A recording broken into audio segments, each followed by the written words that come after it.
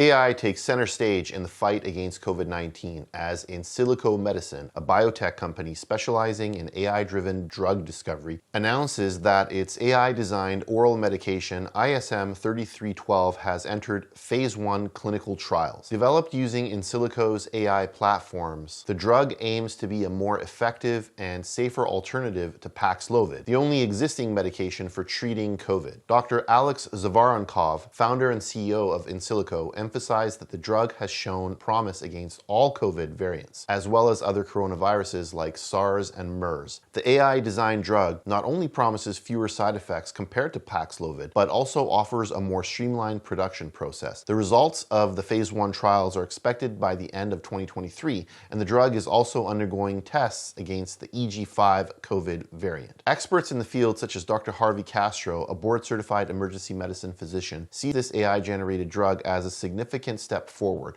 although they caution that more extensive clinical trials are needed to confirm its efficacy and safety. I need to ask you for a quick favor. If you're liking these reports, please smash the like button and subscribe to the channel. It'll help the channel get picked up by the YouTube algorithm, and it'll also help me to continue to bring these reports to you on a regular basis. Thank you. Next up, in a groundbreaking case at the Galilee Medical Center in Nahariya, Israel, artificial intelligence technology saved a man's life. The 50-year-old patient had come in for a routine CT scan due to persistent headaches. Normally, the results would take 1 to 2 weeks, but the AI-based program Viz.ai immediately alerted doctors that the man might have intracranial bleeding. The patient, who was still close to the hospital, was called back and underwent an emergency operation that saved his life. The Viz.ai program uses FDA-cleared algorithms to analyze medical imaging data like CT scans, offering real-time insights to speed up diagnosis and treatment. Dr. Dan Paz, who was involved in the program's development, praised its life-saving capabilities. Next up,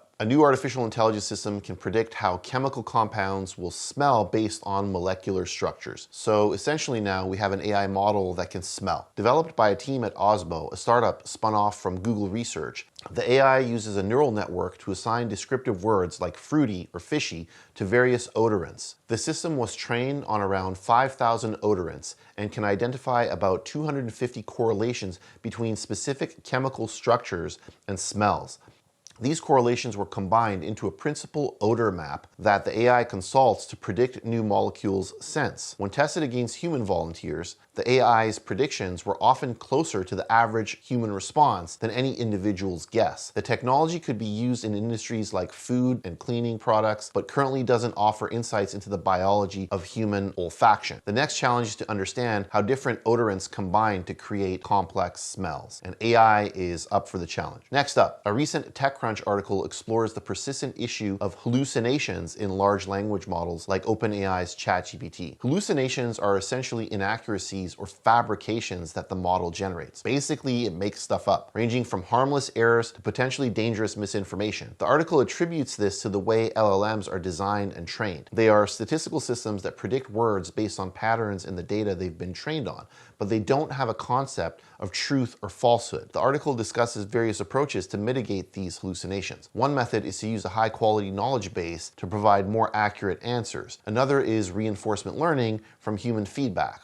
RLHF, which is currently being employed by OpenAI, where the model is fine-tuned based on human evaluations and its outputs. However, these methods are not foolproof, and hallucinations can still occur. A researcher from the Allen Institute for Artificial Intelligence suggests that the real question is whether the benefits of using the LLM outweigh the negative outcomes caused by hallucinations. Lastly, the article delves into the philosophical implications of these hallucinations. It suggests that in creative or artistic tasks, the ability to generate unexpected outputs could actually be valuable. It also questions whether we are holding LLMs to an unreasonably high standard, given that humans also make mistakes and hallucinate when they misremember or misrepresent the truth. Treating the model's predictions with skepticism seems to be the best current approach. Next up, in a recent interview, Mustafa Suleyman, the co-founder of Deepmind, discusses the transformative and potentially perilous impact of artificial intelligence. Suleyman, who has a new book titled The Coming Wave,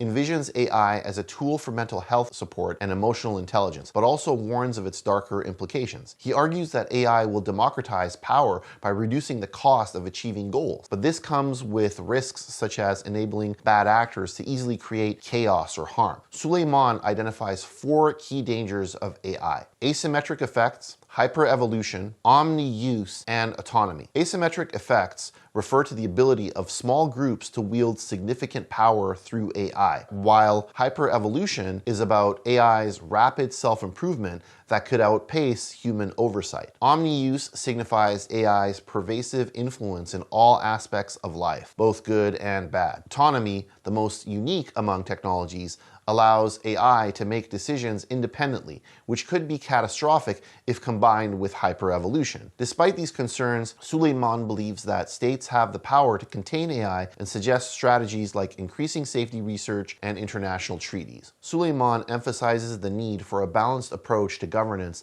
that avoids both dystopian authoritarianism and uncontrolled openness. He remains cautiously optimistic, advocating for proactive measures to ensure AI's safe and ethical deployment. He calls for courage in predicting and preparing for AI's impact, hoping to alter a potentially grim future. All right, that's today's report. See you tomorrow, and I'll leave you with this.